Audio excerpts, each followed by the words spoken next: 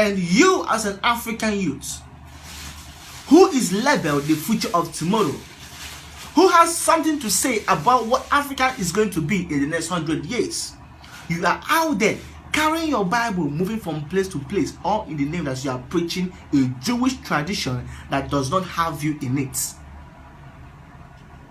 Preaching a Bible that was being manipulated not to recognize you as an African man.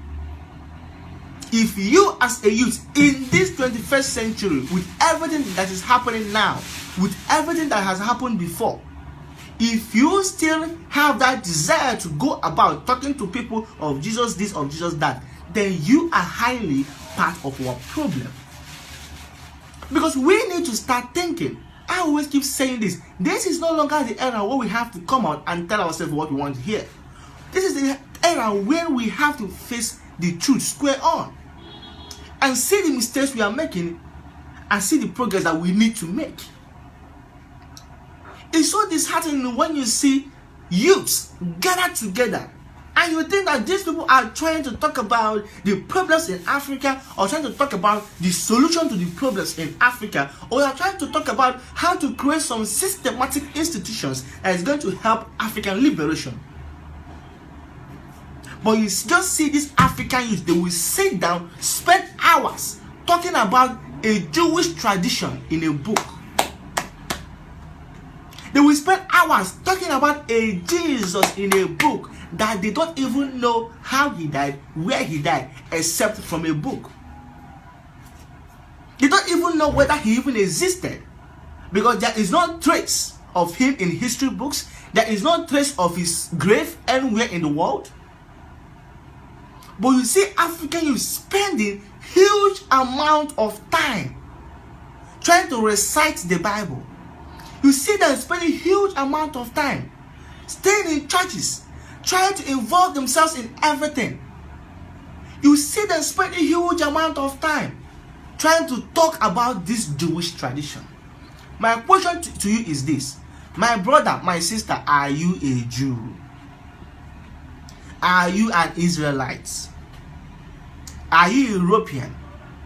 Are you Roman? Are you Corinthian? Are you Ephesian? Why is it that we Africans are always fond of taking other people's identity while denying our own? Why? And my problem is not even about the adults or the old people. No, it's about the African youths. Young minds with sound mind. Young people with young mind.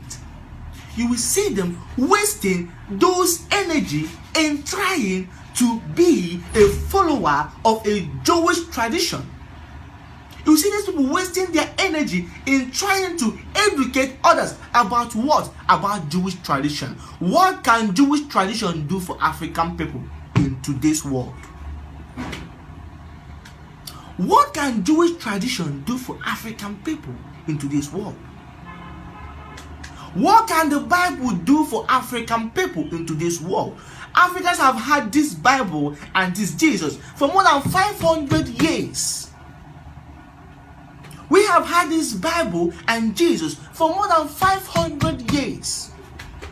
What development have we made? What improvement have we made? Rather, things have been the same, if not worse. Yet, we are not ready to wake up and tell ourselves the truth. What we should be discussing is about the problems of Africans. We should be discussing about the solution to African problems. We should be discussing about the systematic institutions that we could raise to help us curb out all this disrespect that we are getting from the world. We should be discussing about how to unite ourselves. We should be discussing about how to improve the unity of African families. There are a lot of things for we African youths to invest our energies in. For we African youth to invest our conversation in. For we African youth to invest our life in. But rather, most of you will rather get yourself into all these Jewish jargons.